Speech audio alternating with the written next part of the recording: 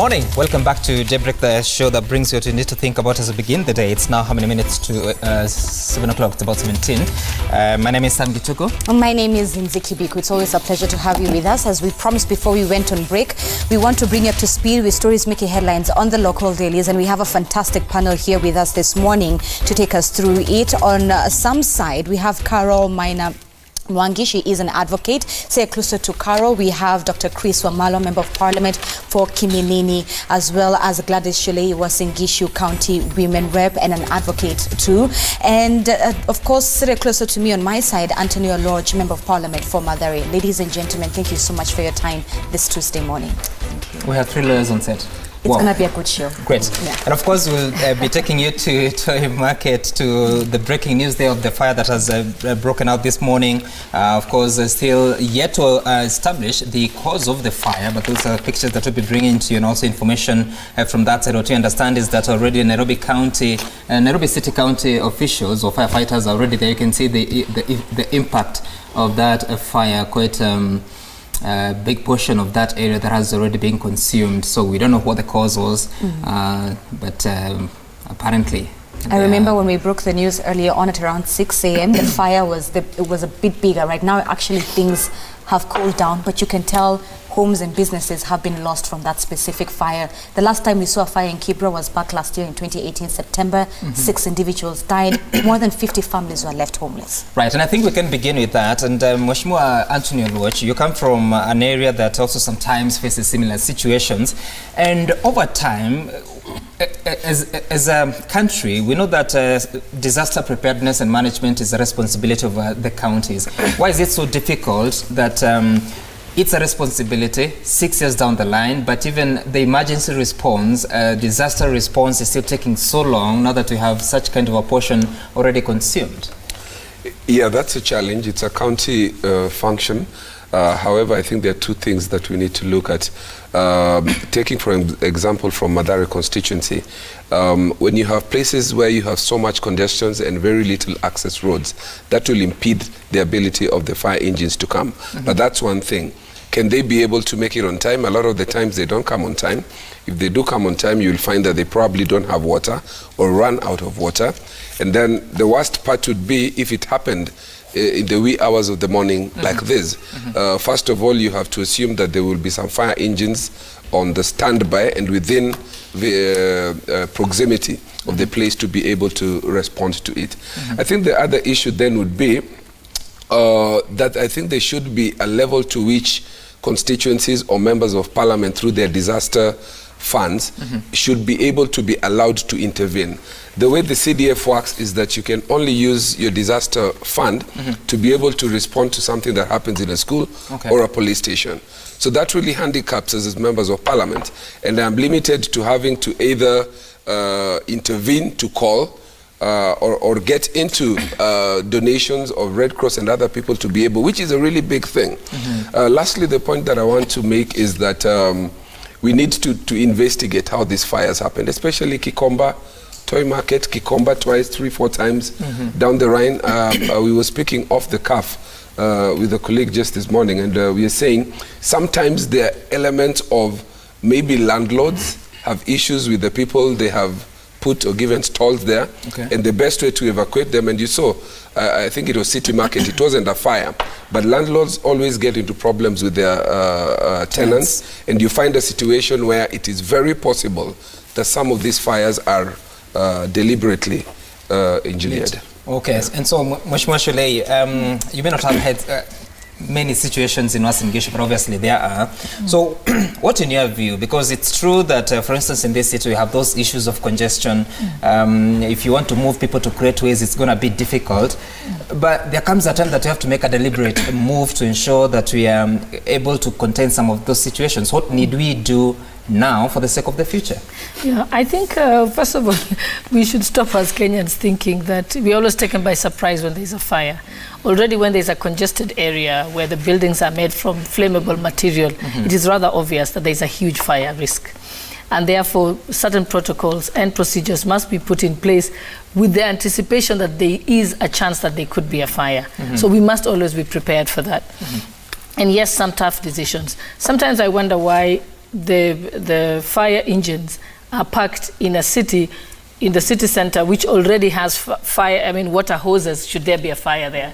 That fire engine should have been off near Kikomba or near Toy Market, where the risk is higher. So it's very simple procedures that we can put in place. I know that and again, the tough decisions of trying to decongest a place so that there's room for the fire engines to go in. I've seen that improvement done in Kibera. In Uasin Gishu, I must commend our governor. I mean, it was a very tough call for him to do, to clear the marketplace in Uasin Gishu. It was painful. A lot of traders were upset, but somebody had to do an unpopular job. And I could see he clearly didn't do it in his first term. He waited to do it in his second term.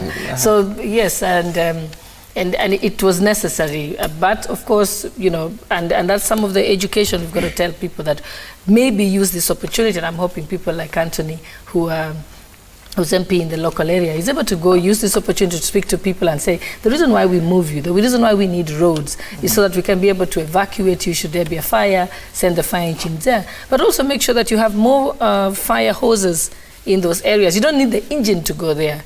You need to just have, they're called what they call the water hoses, yeah, that are in those areas. So yes. So who is to blame? Because this seems to be a season that occurs in Kenya where we see fires, sadly, be it from Kawangware to Kibra to the slum areas. And the reason why I ask this question is, we have an urban and planning authority that is in charge of this. We have the Nairobi County government. You'd perhaps think that a team would sit down and say, would give the suggestions you have tabled already right here. The fact that we have fire hose closer within the areas that are affected, proper roads to allow for firefighters to easily move in, be it in the morning or at night. So question is, who is to blame? No, because I think that is where now it calls for having a multi-agency kind of task force, so that you have the local MP working with them, the local MCA, the fire department within the county, and of course the Ministry of Interior, because it has got to do with safety and security and so on. So I think unless they sit down and say that this has been happening too often, this is what we need to do. And actually it's very simple things that need to be put in place. Okay, and Wakili Carol Maina Mwangi, it's important. Don't worry, I'll get back to you, Dr. Chris. That's the squints. So, unless there's an explanation. That's interesting, Dr. Chris. Wakili, I'm just troubled because every time it happens, you're told, like what she's saying, that there could be business rivalry, it could be a situation of landlords want to deal with their tenants. But the fact of the matter is there is a loss at every instance, whether it's homes, whether it's businesses. And these tenants never at any time have a functional insurance scheme. They never really get justice. What options can they pursue in such risky areas to secure their livelihoods and also their homes? Okay, thank you for having me this morning. You're asking about the question of insurance for small-scale traders. But even before we pass on to them the responsibility of having insurance, in any office in Nairobi today, you must have a fire extinguisher, right? Because we know that the fire truck will be delayed, there shall be no access. I think one policy that must be put in place is small businesses in Toy Market as a they must have fire extinguishers of their own, or a central place where there shall be fire extinguishers and persons are taught how to use these fire extinguishers, because it's not a question of if there shall be a fire. There shall be a fire, right? Whether be it landlords, tenants, business rivalry, whatever way you look at it, whichever permutation you want to use, there shall be a fire. So that's the first instance I say. Then there needs to be fire extinguishers mandatory, like in offices, like in so there has to be fire extinguishers. With respect to insurance, I would be hard pressed to imagine, because of the risk, right? Let's not forget these. This is the market that moves the economy, the Kidogo economy. Lots of persons are shopping in Toy Market. There's lots of produce, from vegetable produce to clothes to a lot of stuff. So is there an insurance package or product that is available to such small-scale traders? What premiums would they be made to pay? Right. And Carol, that leads me to my next question. A lot of the conversation when you see these fires breaking out is that there's someone who's trying to get another piece of land here and there. Are there land laws that protect these small-scale farmers? Because perhaps you would correct me on this. You can say that I own this piece of land. It seems to be collective community. You know, you have your market there, you have your house there, I have my Gikomba shop here, I have my fruits and vegetable shop here. So land seems to be collectively owned by the community. Are there land laws that protect them? First, I would not say that the land is communally owned. Each store, each little kibanda, each little store, they pay rent to a certain person. They pay rent to a landlord. So by virtue of paying rent, right, you have a legitimate expectation that, and I am persuaded that there must be lease agreements, however informal, however loose they are, there must be lease agreements. But as you're rightly saying, if the market dictates somebody wants to pay a little bit more, they come, it's chomad, and then there's a whole reconstruction, and then you're kicked out. This squarely should fall within the Business Premises Rent Tribunal, right? Because that's what protects small-scale traders.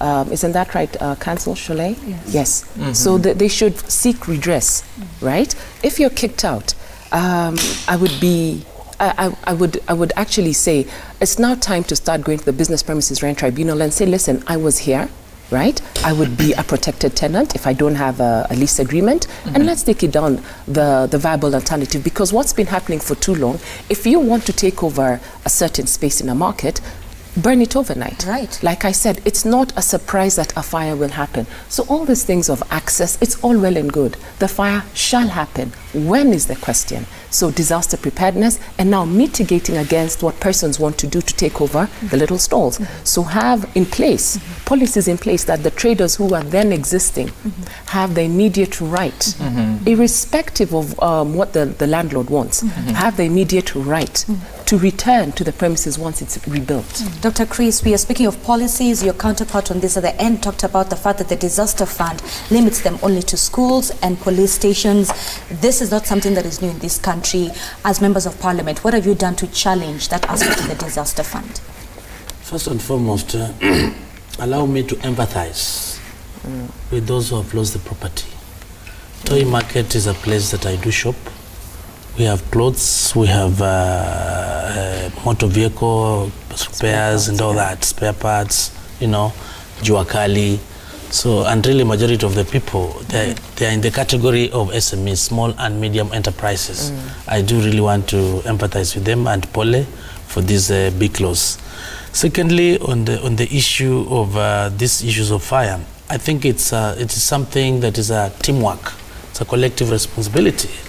And as my other colleagues have clearly mentioned, I think it's 2% of the county government, they get the emergency, money for emergency, disaster and all that. But the critical thing here is that you need to do something called risk mapping so that you be able to establish the extent of vulnerability.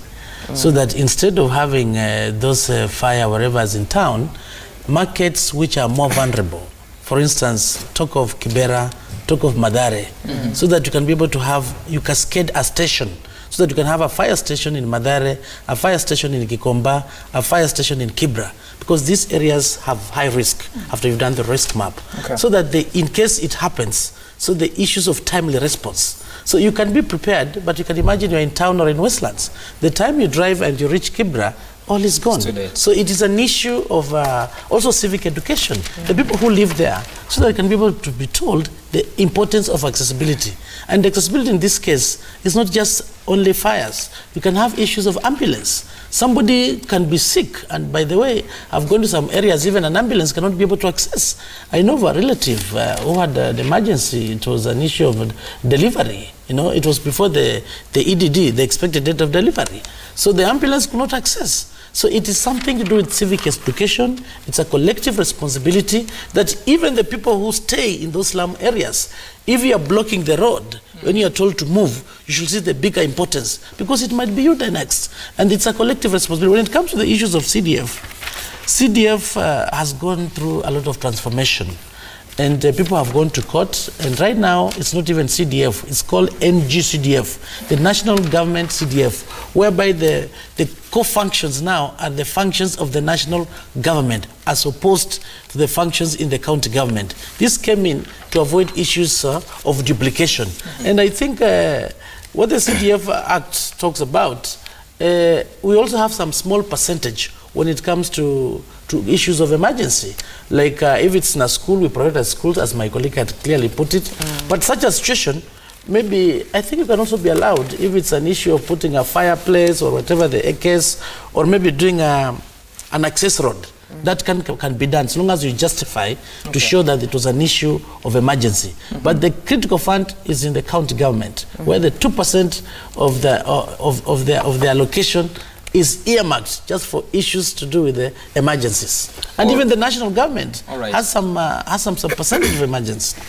All right, we'll be taking a short break shortly. But first, Abbas DJ on Twitter, you're saying that please, Lord, help the traders who are being affected by these tragedies. Edwin C. Simple Boy, wow, what a name.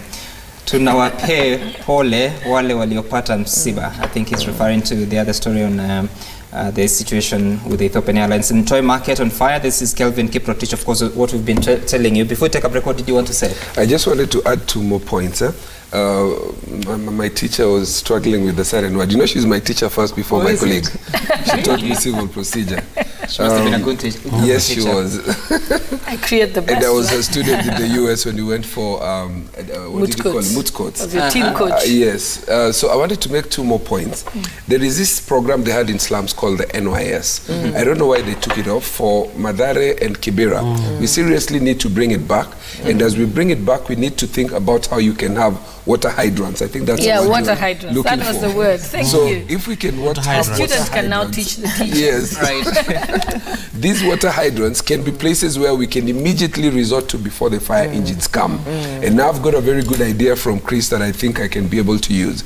We can actually innovate and use our disaster money for CDF to create central places where we have water hydrants, especially where we have proved that there are certain risks like Madara and other places. The second point and the last one I wanted to make is that we need to innovate around insurance for these small-scale traders. Like she says, if something can go wrong, it will go wrong. The fires will take place, so we don't have to wait.